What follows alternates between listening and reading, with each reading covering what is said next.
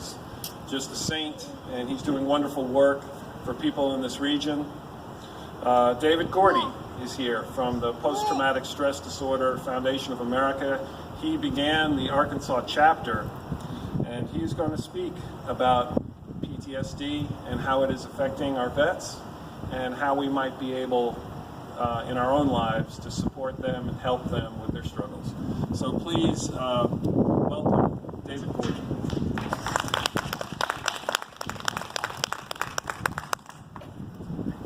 Thank you. I'd like to begin this morning, or afternoon actually, with a moment of silence for the soldiers that did not come back from their deployments or the ones that have taken their lives since they've been back.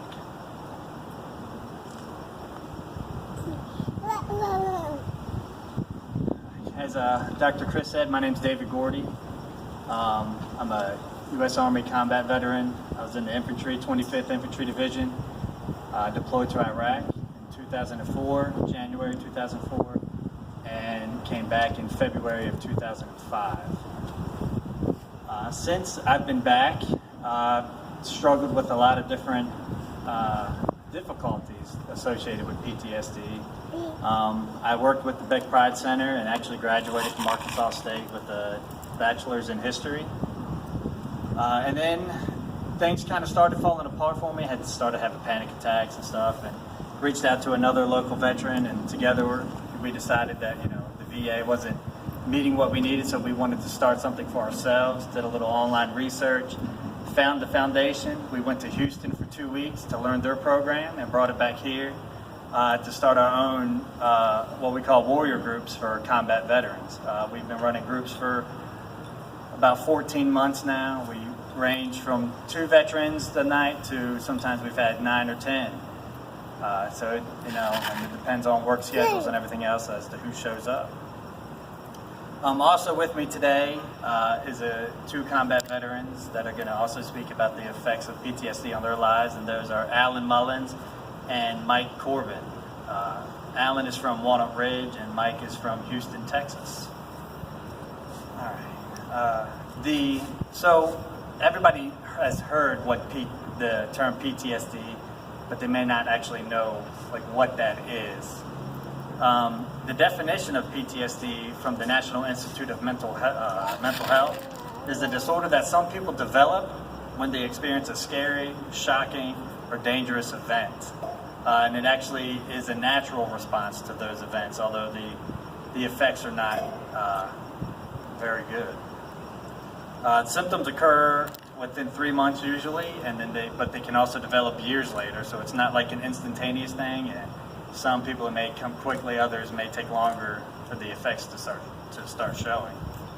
And they also have to occur for longer than a month to get the diagnosis of PTSD.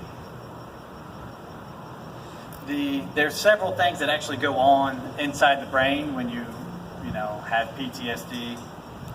The amygdala, which is the Integrative Center for Emotions, Emotional Behavior, and Motivation, as defined. I got that from the McGovern Medical School from the University of Texas. That's actually activated by the sympathetic nerve system when danger is present. Also, the cingulate is the decision maker regarding impulse control and course of action. And hippocampus filters threats through emotional memory filters to evaluate those threats. Now, those 3 things have been shown to be affected through brain imaging studies. So what happens is actually people with PTSD have a smaller hippocampus than regular people or a normal brain. The amygdala gets hyperactive, and then an inactive cingulated cortex occurs. And that results basically in your brain's on all acceleration with no brakes and no steering. So you kind of really don't have any control over any of the situation. And also, there are many effects that come along with PTSD. Depression, that's pretty simple, and that feeds into like survivor's guilt and remorse, feeling sorry because you came home and your buddies didn't, or feeling like you could have done more to bring them home. And people, that really hurts a lot of the veterans that I served with, that I talked to. The guys that we lost in Iraq, and then they went on other deployments if they stayed in longer, and the guys that they lost. You know, a lot of the questions are, why do I get to see my family still and they don't? They had a wife and kid, I was single. Why didn't I get killed and they get to go home to their wife and kids? Anger is another issue with PTSD. A lot of veterans have anger issues. Isolation is very big. They don't want to partake in activities that they used to like. They'd rather just stay in the house and not talk to anybody or get out and be a part of large crowds. Numbing, the emotions, you just become numb. You don't want to feel anything. You don't feel anything anymore. You lose a lot of affect towards people and love, and you feel that disconnect with everybody. Avoidance is another big one. You don't want to be around the things that trigger these emotions. I myself, I don't watch the news anymore. I can't. And again, that's avoidance maybe of large crowds or of holding weapons anymore or watching war movies or anything like that. You just avoid anything that might remind you of what you had to do. Anxiety is a common effect. It's really high. Panic attacks, as I've said before, are really big. And also hypervigilance is common. Veterans often watch what everybody's doing around them. As you're driving, you see a bag of trash on the side of the road. It may just be a bag of trash to somebody else, but to a veteran of Iraq or Afghanistan that I went to, it could be a bomb. And we watch that, and we watch what everybody's hands are doing. Why is everybody looking at me? What are those people doing over there? And you sit with your back to the wall so you can see everybody and make sure everybody's doing what they're supposed to be doing. And then also intrusive thoughts are an effect of PTSD. We try not to think about it, but sometimes it just happens, and we have no control of those thoughts, and they just come in, and a lot of times they are part of triggers. We see a trash bag on the side of the road, and that triggers us to think about something else, even though we try our best not to do that. And intrusive thoughts about things that happened over there. Smells can trigger intrusive thoughts. Sights can trigger the intrusive thoughts as well. And sleeping issues. Either you sleep all the time, so you don't feel anything. You don't have to deal with the feelings or anything. Or you can't go to sleep because you're afraid to have nightmares. You don't want to have the nightmares every night, all the time, as well. And then a lot of it all leads to suicide, which has been a very big topic over the last few years among veterans. It's been said 22 veterans a day are committing suicide. And there's talk about how accurate or inaccurate that number is. And for me, it doesn't matter how accurate, if it's 22 or if it's 1.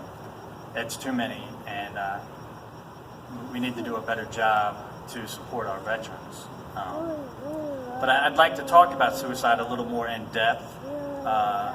If you have a family member that is a veteran, or you just have a friend or know somebody, some of the warning signs of suicide, because it doesn't solve anything for anybody, I don't believe, when somebody decides that they want to commit suicide and actually do it. So I got these from the National Suicide Prevention Hotline from their website. First one is they vocalize that they want to die or that they want to kill themselves. And that's pretty telling if they're talking about that. Also, they have a feeling of hopelessness or no reason to live, which goes back to some of those symptoms of, like survivor's guilt. Well, he didn't get to live, so neither should I. I shouldn't get to do the things that I'm doing because my buddies aren't getting to do these things as well. Feeling trapped and unbearable pain. Again, dealing with the same issues of PTSD. You maybe had to make a choice over there that you weren't really proud of. A kid come running up with a grenade, you had to shoot him. You had to shoot a kid or a woman. or just killing people in general. A lot of people, it hurts their morals. It's morally, we understand that it's morally wrong to kill somebody, but when you're put in those situations, you have to make that choice, and a lot of people can't live with that. Also, you feel like you're a burden to others. I'm messed up, I'm broken, I can't do this, and all of these people are trying to help me, so if I just kill myself, they don't have to help me anymore. I'm helping them. Also, an increased use of alcohol and drugs. A lot of veterans, succumb to addictions, whether it's alcohol or drugs, and that just, depending on what kind of drug you're using, can set you deeper into depression and exacerbate those problems. Also, you become anxious and agitated or behaving recklessly. You don't care what happens to you. You're driving fast down the highway, or you're just cutting people off without looking, and just doing all kinds of things to where normal people wouldn't. They would stop and think, okay, this is going to hurt me. I probably shouldn't do this, but they do it anyway. Sleeping too much or too little. And again, that goes right back to the symptoms of PTSD. And then also isolation. The farther you get into isolation and the more you feel you're cut off from the world, the more likely I believe that you are to commit suicide or hurt yourself, because you feel like you don't have anybody and you are alone in the world. So it's kind of a double-edged sword for a lot of veterans. Extreme mood swings is also something else to watch out for. And then rage and wanting to seek revenge play into that. And then also giving away possessions. If somebody just starts giving away all of their stuff, I don't need this stuff anymore and I don't want it, just letting everything go, is also something to watch out for the veterans as well. All right, well now I'd like to invite Alan Mullins to come up and so he can talk about his dealings with PTSD and kind of tell his story of how we met.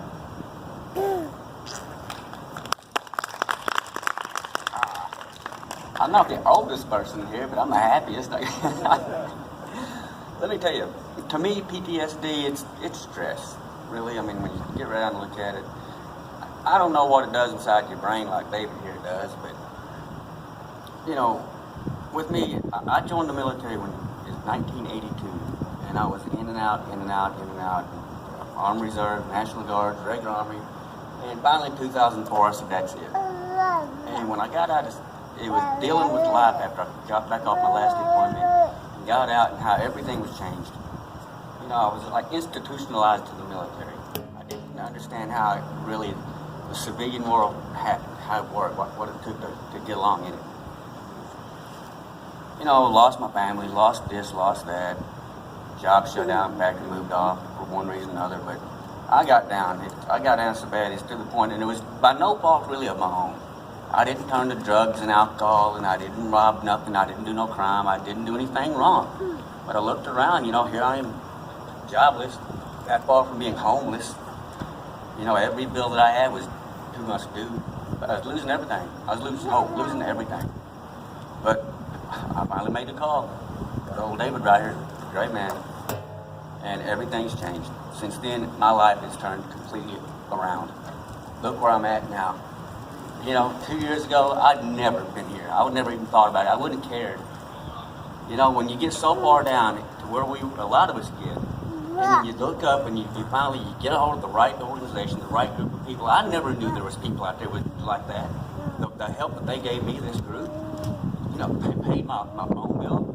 They buy my gas. They would buy me food, bring it to my house, give me a ride back and forth. They did everything they could to help me, and that means a lot. Especially, and civilians want to do it too. There's a lot of good civilians that can do anything they can for you and bless you and love you all. And it's nice to know that there's also a military group to do it too. We need help. One of the things I've noticed when on deployment, people, they'll say, we support our troops. We support our troops. They'll put a big yellow flag around their house. Big old yellow flag. And that's it. how you're supporting your troop by putting a yellow flag there. That's showing some support there. I've had bankers call up guys while we were training and want to know where the money's at. That's just something else a soldier needs to think about, you know. And when you get back, and the bank still, all your bills, your money has, sometimes it changes. You have to go from a credit union to this, to that, to the bank, to direct deposit, to that stuff I don't like to have to deal with. But you go through all that, and some of your bills might come due. Electric, rent, whatever. And then you got people on you that for that. That's just more stress. Being in the military, I've said this a million times, we see things differently than anybody does. We just don't, we're always right. Well, we're always right. We just, it's a hard time for us to fit in, I guess what I'm saying, for a lot of us. But we manage it, we get by, and we look out, we find people, around David here, Gary Miranda, great guy. The group I was fortunate enough that God sent me to. And you know, that's one thing I gotta say. Probably the best thing that came out of my group, the best thing that ever happened to me, as my eyes was opened to the Lord. That is the best thing that has ever happened to me. I'm able to pray to Jesus now. I never could do that before. Didn't know how. Didn't know what it meant. Didn't care for it. Too busy. Got something else you got going on. I love my church. I've never really been. That was amazing. Go to church for the first time ever. The very first time. It's kind of like, you know, when you go into Kroger, when the new opening, you first open these doors, you walk inside, you're like, wow, that's how it was. But I'll sit here and rant forever. Let's get Mikey up here. What do you think, David? Let him say a couple things. Can you get back there? There he is. Come on up here, Mikey. They told me they was going to let me have 5 or maybe 10 minutes. I think I went beyond that. How are we doing today? Good. How many people here know a veteran, have someone that served, anything like that? Show of hands. Hey, everyone knows a veteran just about. So it's really bothering me. I don't want to bend down. Oh, there we go. Awesome. Yeah, so my name is Michael Corbin from Houston, Texas. I spent about 4 years in the U.S. Army, and I went overseas to Iraq one time. I suffered from PTSD, traumatic brain injury, from a rollover accident. I have really bad anxiety, depression at times, hypervigilance, a bunch of stuff. I twitch and everything. It's weird. Take you back a little bit. My father served, his dad served. I'm the only boy in my family, so I didn't want it to stop with me. So I decided, I wanted to serve and whatnot. So, I graduated high school and had the opportunity to go to college instead. And I was like, no, I'm just going to go to the military. Went in, and man, I really had a blast. I'm from the South, but I never fired a weapon until I went into the military, which is odd, I guess, down in Texas, but whatever. And so I remember I went into the military, and I was going to be a transport operator. So my job was basically to provide personal security details on convoys, and also transport items to our men that are on the front lines and whatnot. So a lot of times we'd have to have route clearance, EOD, in front of us, clearing the routes, and make sure they get any type of IEDs or explosive devices. And that was some of the things that really started to put us on edge, because after something happens, I noticed that I just started looking at everything, and I started thinking that every single rock I saw could have been an explosive device. Or Iraq is literally littered with trash up and down the road. Imagine garbage day in like New York City. It's just constantly there. Now imagine that every day on every part of the road, constantly in the city, out of the city, everywhere. And that they like hiding bombs and everything. I've seen Coke cans. We had a guy who stuffed his mountain bike full of C4 you know, inside the tubes and everything, and, you know, decided to detonate it, you know, at our gate. I mean, it's, you know, they'll hide it in anything. So it just, a lot of that really got to me. You know, I had a few instances happen over there, just really, you know, feared for my life. And, you know, at the time, it really didn't bother me, you know. Or at least I didn't think it did. I came back home for 2 weeks for R&R in 2010 in March. And, you know, I think I only saw my family about 3 times, you know. I'm a single guy. You know, I'm not married. I don't have a girlfriend or anything, and I wasn't even hanging out with my friends. I was just by myself, man, at a bar. You know, just drinking. You know, spending all that tax-free money that I earned. You know, and yeah, you know, it was just. I look back on it now and I see, you know, that was just the isolation. I could isolate myself in a room of people. You know, I get back to Iraq, finish out my 6 months, and then I get back and. You know, I'm starting to, you know, clear and ETS, you know, it's my time to leave the military and everything. They're downsizing, that's fine. So I get out, go back home to Houston, and I got back a week before Christmas. And I remember, I don't know what came over me, but I was with some friends, and it started raining, and then this thunder hit, and it just was like the loudest bang. According to my buddies, I was under the coffee table, you know, screaming for my weapon, you know, like, you know, where's my weapon? Where's my weapon?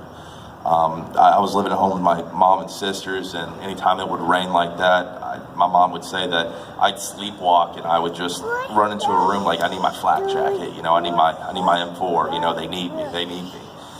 And it was taking a toll on her and taking a toll on me. And it got to the point where I just started becoming numb of everything. I just couldn't feel happiness. All I felt was sadness. And honestly, you know, I kind of, you know, I developed an alcohol problem from that. And I developed a pretty serious cocaine addiction as well. And that was just so I could just feel some type of happiness, you know, just try to, you know, that would make me want to go out and talk to people and just be friendly, you know, and it just wasn't good. It wasn't the answer. And, you know, I just started, you know, pushing my way down and just feeling more and more depressed, downward spiral. You know, I couldn't go into a Walmart, for example, to go get groceries unless it was like 1 a.m. in the morning. No people in there. And even then when I go in, you know, I'm constantly, when I'm walking down aisles and whatnot, I'm constantly checking left and right, seeing anyone's coming. I'd always, you know, have to park as close as I can to the door, because I can't stand walking between cars with all those, you know, throwaways. You know, I couldn't do anything like that. Crowded places. I was at a bar, and you know, they had a balloon drop for like New Year's, and everyone started popping the balloons. I had to leave. Man, it's just too much, you know. And it's not the way that, you know, I was really supposed to be living my life. I didn't even think of PTSD. You know, I kind of told myself that you know, I'm fine. I was like, I came back with 10 fingers, 10 toes. There are guys coming back, you know, missing limbs. I'd have friends say, you need to go get checked out. And I'm like, they need it more than me. I'll soldier on, man. You know, taught in the military, you know, unless you're, you know, bleeding from the head or something, you know, take some ibuprofen and drink a Red Bull and just keep going, you know. And that's kind of the mentality I had. And it was the wrong mentality, because, you know, it just got worse and worse. This went on for about 4 years. So come November 12th, 2014, you know, I've burned pretty much all the bridges of my family. I've lost all my friends, and I've lost who I am. I didn't know who Michael Corbin is. I had no clue. You know, I was nearly homeless. I was, you know, a drug addict and an alcoholic now, you know, and that's who I've become. That's who I let myself become. You know, finally that day I decided, you know, hey, I'm done. I'm checking out, man. I don't care. Let's get this over with. And I found out about this place called Camp Hope, the PTSD Foundation of America, and I was like, you know what? I was like, I'm going to call them. If they don't answer, it's like, I got my pistol right here. Suck, start that thing, be gone, whatever. Well, someone answered, and you know, I just cried. And I was on the phone with them for about 4 hours. they came and picked me up. They took me to the VA in Houston to detox for a few days. And then they took me in there at Camp Hope in Houston, and it didn't cost me a dime. Everything there is all donated, and that was the place I really got the most healing. We had support groups, and I learned that I wasn't the only one feeling that way. That I had brothers and sisters in arms who went through that, and honestly. I was their second longest resident there, 9.5 months. I just couldn't even be myself, But PTSD, what it is to me and what it means, it's just a disease in my brain, something that I've experienced, and it's just trying to kill me. Period. That's exactly what it does. So, it's a terrible thing, but, like David said, that number, we're losing 22 veterans a day, one every 65 minutes due to PTSD, and, it's a number that we need to stop, If you guys know anyone that's struggling out there, maybe, a friend, family member, anything, man, you see a homeless person on the side of the road, man, they're like talking to themselves, they probably got some kind of PTSD, just reach out to them. The bravest thing I ever did wasn't going overseas. It was not killing myself when I wanted to die, personally. That was the bravest thing I think I've ever done. But bring David back up here. Thank you very much. Have a great day. Thank you.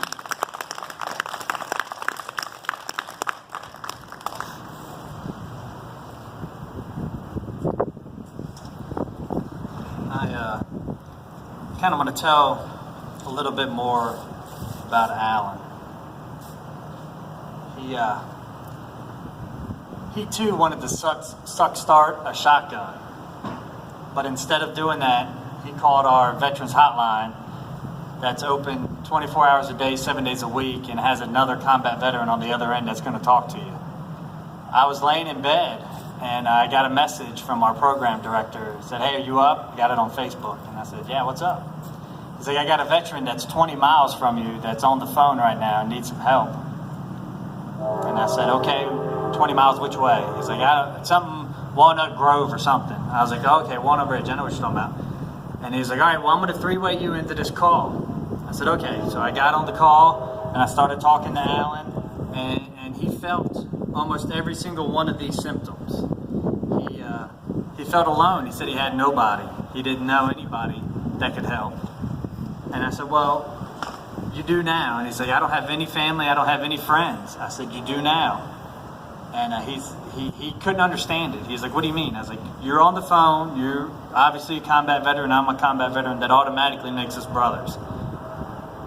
And talked to him a little bit more about what was going on, how he was feeling. And I called my partner in crime, Gary Moran. I said, "Hey, you need to come over to the house right now because we got to go."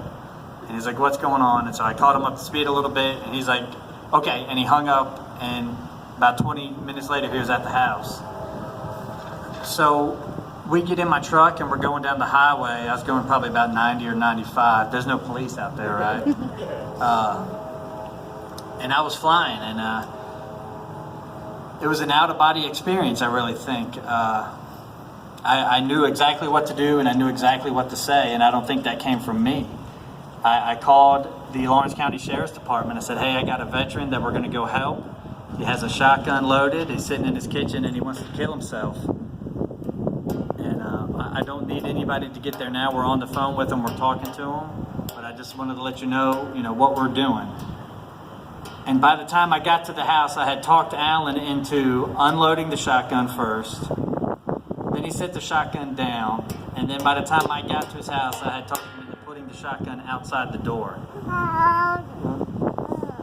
When we pulled up into his driveway, and this is not an exaggeration at all, Alan was dancing in his driveway.